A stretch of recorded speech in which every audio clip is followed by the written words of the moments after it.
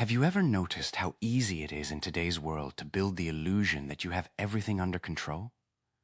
You can buy nice clothes, put on a confident smile, curate an ideal image of success, and gather validation and respect from everyone around you. From the outside, your life looks like a beautiful, solid house, a home that everyone admires. But then, something unexpected happens. Just one single event. An unsettling phone call from the clinic, a sudden job loss, the betrayal of someone you trusted with your whole heart, or simply an overwhelming wave of emptiness that hits you late at night when the noise fades away. And suddenly, that perfect-looking house crumbles in a matter of days. A person breaks inside, losing the very reason to get out of bed in the morning. Why does this happen? Why do some people endure the hardest blows of life and somehow emerge even stronger, while others shatter at the very first sign of a storm? The answer to this question was given 2,000 years ago.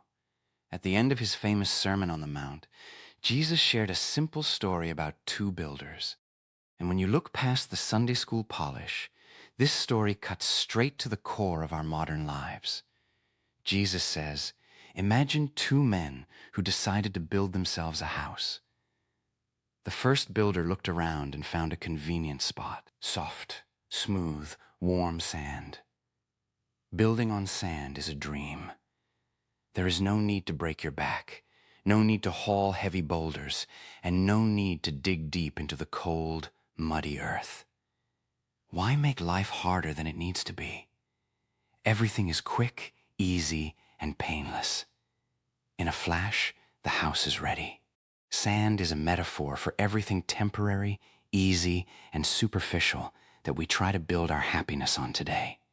We build on sand when our self-worth depends entirely on the approval of others. As long as people praise us, we stand tall. But the moment we are criticized or forgotten, our internal home collapses. We build on sand when we believe that a bank account, a new car, or a high social status can protect us from pain, loneliness, and fear. We build on sand when we live to impress rather than to truly be. Building on sand is tempting because it gives instant results, and from the outside, your house looks just as impressive as the house of someone who labored for years. As long as the sun is shining, no one can even tell the difference. But then there was the second builder, and his choice looked strange to onlookers. He didn't look for smooth, easy ground.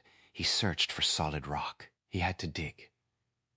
Deeply, painfully, until his hands were blistered and exhausted.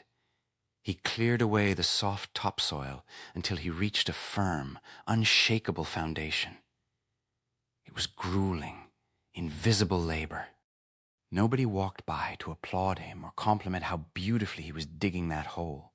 In fact, to observers, it probably looked like he was wasting his time while the first builder was already celebrating his housewarming. So what is the rock in real life? The rock represents what no crisis can ever take away from you.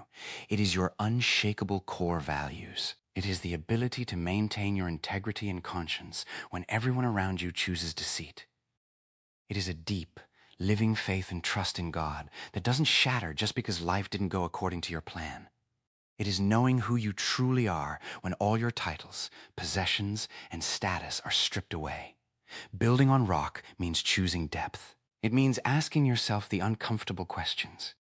What am I actually leaning on when things go wrong? What remains of who I am if I lose everything tomorrow? And then, the story reaches its defining turning point. The moment of truth. Scripture says, the rain came down, the streams rose, and the winds blew and beat against that house. Notice that the storm came to both houses. Jesus never promises that if you are a good, faithful, or moral person, the sun will always shine over your life.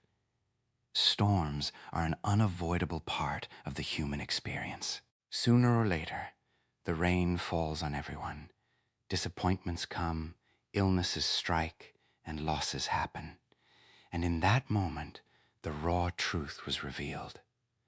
The rising river struck the house built on the sand, and the foundation that seemed so convenient was washed away in seconds. The beautiful facade couldn't hold up the walls, and as the Bible puts it, it fell with a great crash. But when that same violent torrent slammed into the house built on the rock, nothing happened. The house didn't even shake. Not because the walls were made of gold, but because it was anchored to something vastly stronger than the house itself. Right now, as you listen to these words, you are continuing to build your own life. Ask yourself one honest question. What is your life standing on right now? If your confidence about tomorrow relies solely on what people think of you, how much money is in your account, or how smoothly your plans are going, you are standing on sand, and any sudden shift in life can sweep the ground right out from under your feet. Don't wait for the storm to arrive before you check your foundation. Start digging deep today. Bring order to your heart. Find that eternal, unshakable foundation in God and His truth. A rock that no wind, no crisis, and no fear can ever move. Because a house built on the rock will withstand anything. The choice of foundation is always yours.